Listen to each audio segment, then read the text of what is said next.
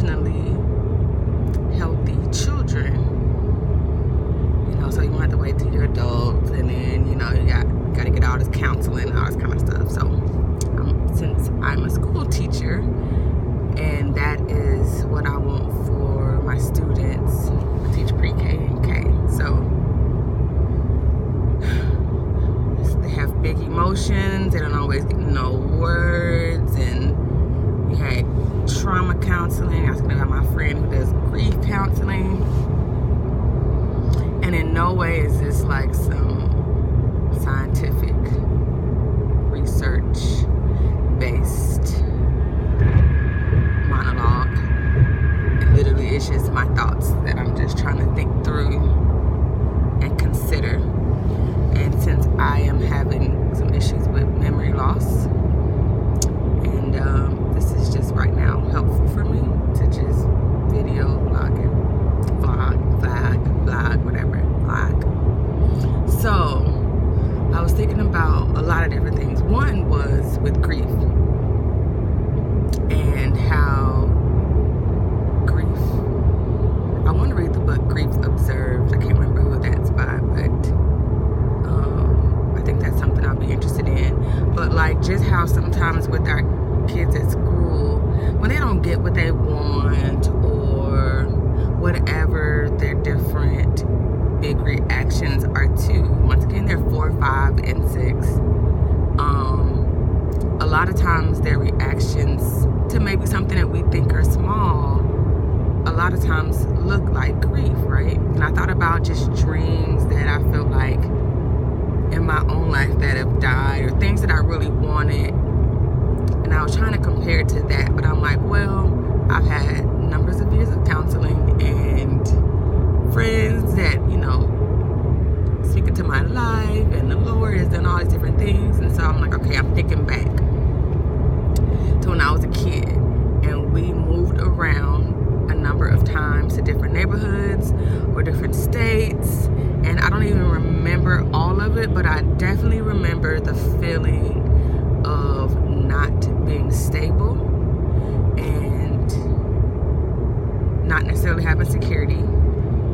And then that may be honestly making me a little bit more sensitive to other environmental things, but also just, of course, not being able to put words to it, but a real type of grief maybe that I could have experienced along with my parents' divorce, not saying my dad, all that kind of stuff, that's added on. But just thinking about like how I responded to grief with just moving, just not being sure where we were going to live,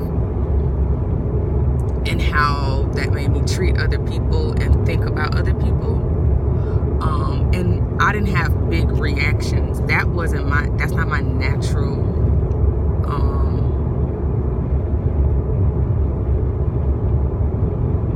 way that I experience life. And that's fine for those that it is. But I was thinking about, how do you talk to kids during this time, basically?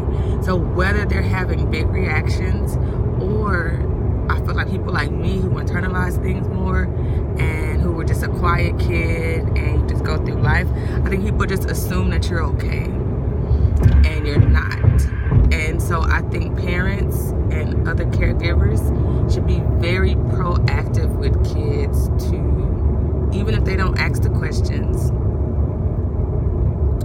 to, and especially if they do, to talk about what's going on while we're moving, or that we're moving, asking, that light probably is horrible, asking the child, oh, like, do you have any thoughts about it? Like, how do you feel about it? Allowing them to cry. But it's more so when they self-harm or try to harm others is when I think we need to really take some different actions that may be a little bit more assertive. But just really, I'm just trying to think through, talking, being proactive to ask those questions continually. Don't just stop because the child may be like, no, I'm fine. But someone like me, I need time to think about even what I'm thinking about. And I was like that as a child. I mean, the person that you are is who you are. Who you are as a child is who you are. You may learn all these coping mechanisms and all those different things, and that's fine. But the human that you are and that you were made to be, and your natural proclivities are what they are. And so anyway, yeah, just thinking through how to let children experience their emotions and not demonizing them. Emotions and feelings have been defined as being different.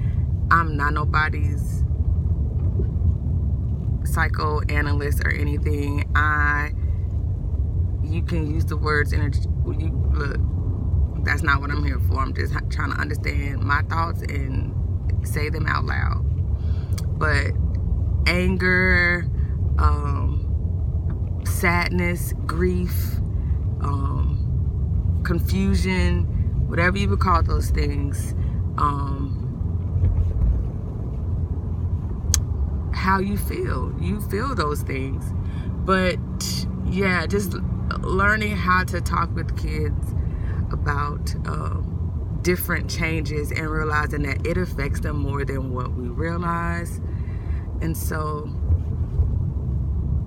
yeah, just how do we do that?